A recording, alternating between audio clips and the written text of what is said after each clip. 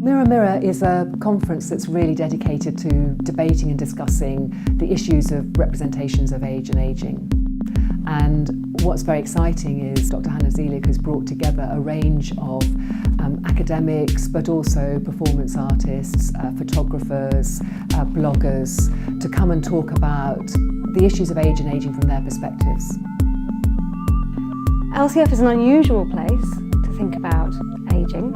You don't often associate fashion with age or ageing, but it turns out to be an entirely appropriate place. And that's because we're living in an ageing society, and as a result, society is changing profoundly, and the cultural stories that we have about ageing are also changing.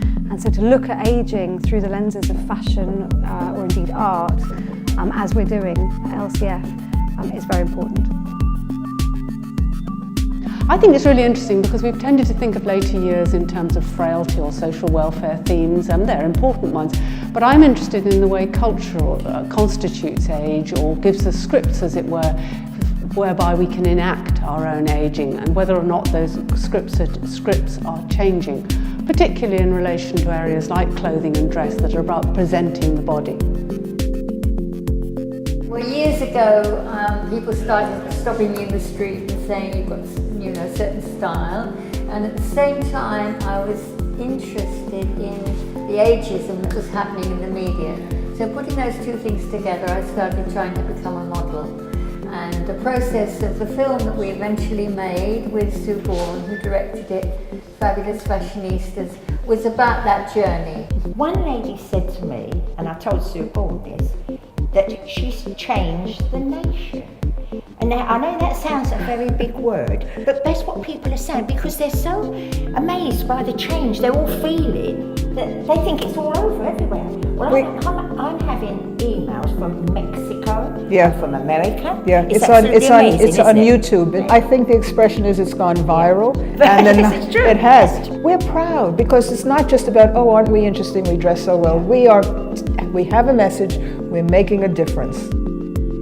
I wanted to be involved in this conference because the whole area of diversity in fashion is something I'm quite passionate about. I feel that there is a real lack of diversity in fashion images sort of throughout the industry, and I feel that as one of the key fashion educators in the country, I feel like London College of Fashion really should be at the forefront of brokering those discussions and making sure that they happen.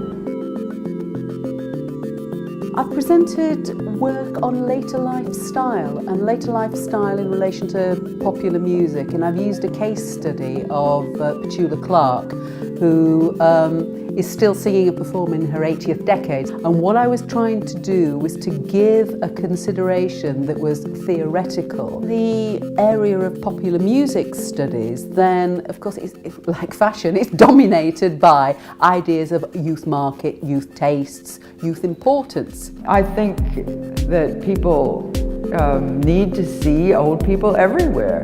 So fashion is just another place where it's been omitted.